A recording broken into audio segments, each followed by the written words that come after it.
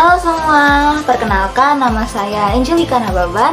Saya dari Palmera Remaja SMA Negeri 11 Surabaya, bidang Ayo Siaga Bencana Wira. Oh iya, seperti yang kita ketahui, peran PMR Wira yaitu berperan sebagai peer educator, yaitu pendidik sebaya. Jadi kali ini saya akan memberikan pemahaman kepada kalian mengenai kesiapsiagaan akan bencana kebakaran. Tapi tak cuma itu, saya juga bakal jelasin jenis-jenis kebakaran, cara untuk mengatasi bencana kebakaran, dan mengapa kita harus siap siaga saat bencana kebakaran. Pertama-tama, kita pastinya tidak asing dengan kata kebakaran. Apa sih itu kebakaran? Kebakaran adalah api yang tidak dapat dikendalikan. Api menjadi bahaya ketika manusia tidak bisa mengendalikannya. Kebakaran dapat disebabkan oleh faktor alam dan kecerobohan manusia. Tetapi, kebakaran lebih banyak disebabkan oleh kecerobohan manusia. Seperti pembakaran hutan, membuang puntung rokok sembarangan, kompor yang meledak, korsleting listrik, dan masih banyak lagi. Sayangnya, banyak orang tidak menyadari bahwa perilaku atau kebiasaannya tersebut dapat merugikan banyak orang dan korban jiwa. Kebakaran sudah terjadi di berbagai tempat loh, seperti pabrik rokok, pabrik plastik, kebakaran hutan, dan bisa terjadi di tempat-tempat seperti apartemen, hotel, maupun rumah. Selanjutnya, apakah kalian tahu jenis-jenis dari kebakaran? Apa saja sih jenis-jenis dari kebakaran? Yuk simak penjelasan berikut ini. Jenis-jenis kebakaran dibagi menjadi 4 kelas, yaitu kebakaran kelas A adalah kebakaran yang pertama, kebakaran yang disebabkan oleh benda padat, misalnya kayu, plastik, kertas, dan lain-lain. Kebakaran kelas B yaitu kebakaran yang disebabkan oleh benda-benda yang mudah terbakar, biasanya berbentuk cairan seperti minyak tanah, bensin, solar, alkohol, dan lain-lain. Yang ketiga ada kebakaran kelas C, yaitu kebakaran yang disebabkan oleh listrik dan bahan kimia kering. Yang keempat ada kebakaran kelas D, yaitu kebakaran yang melibatkan bahan bakar logam seperti titanium, sodium, magnesium, potasium, dan lain-lain.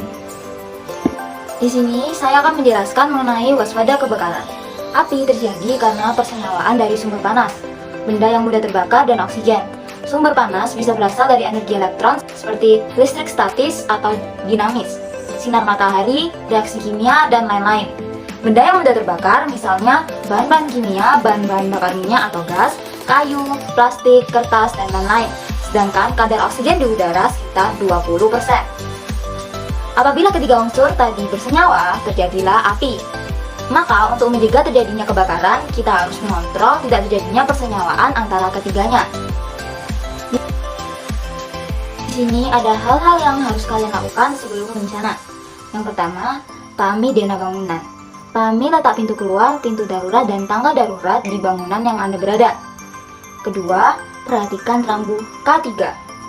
Dan yang ketiga, sediakan APAR, yaitu alat pemadam api ringan. APAR berisi bahan bertekanan tinggi, bertujuan untuk dapat disemprotkan untuk memadam kebakaran. APAR memiliki berbagai ukuran, disesuaikan dengan besar kecilnya risiko kebakaran di suatu bangunan. Ukuran APAR di pabrik akan lebih besar daripada APAR di gedung perkantoran. APAR memiliki jenis yang digunakan sesuai dengan jenis kelas kebakarannya. Antara lain, yang pertama, jenis APAR ada bahan kimia kering atau dry chemical. Media yang digunakan berupa partikel-partikel kimia yang campur dengan khusus sehingga dapat menyerap panas. Jenis APAR ini dapat digunakan untuk kelas A, B, dan juga C. Yang kedua ada jenis APAR busa atau bisa kita sebut aqueous film forming foam. Media yang digunakan berupa campuran busa yang dilarutkan dalam air, berfungsi sebagai penghalang udara dengan uap bahan bakar dengan membentuk lapisan hidrokarbon pada permukaan bahan bakar. Biasa digunakan untuk jenis kebakaran kelas D. Yang ketiga ada halon. Halon berupa media senyawa gas hidrokarbon yang gugus hidrogennya diganti dengan atom halogen atau atom bromine.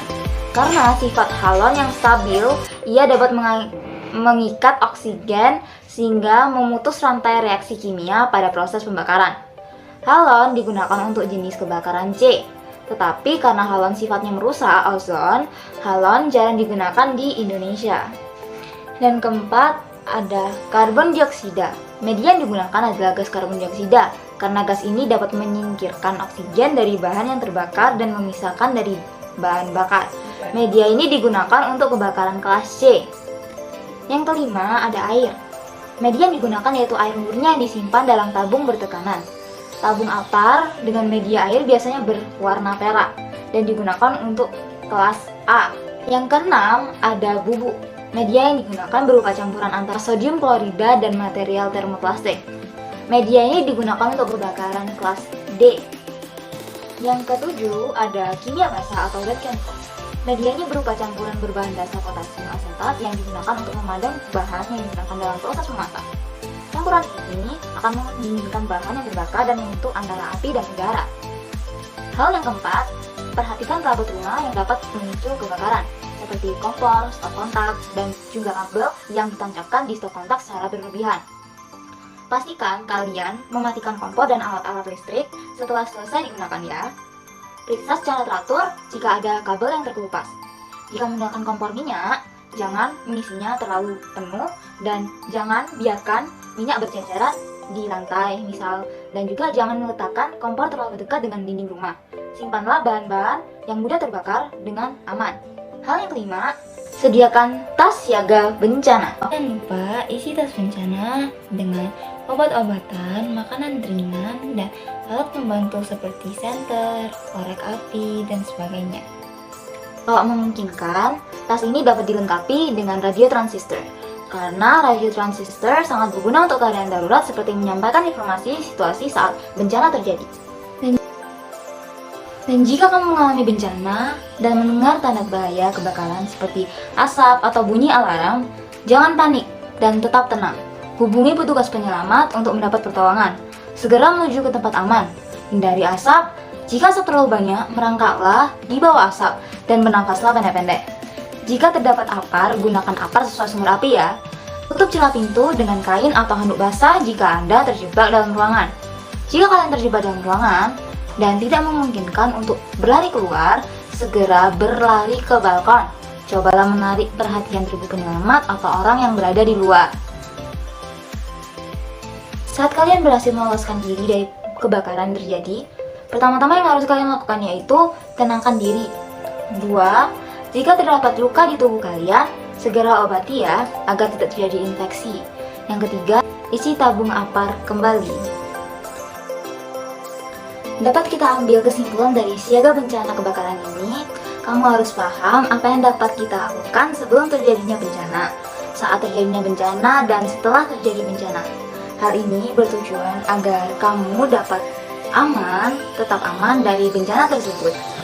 Sekarang, ayo teman-teman kita tumbuhkan budaya siaga bencana. Burung darah burung cendrawasih, sekian video dari saya, terima kasih.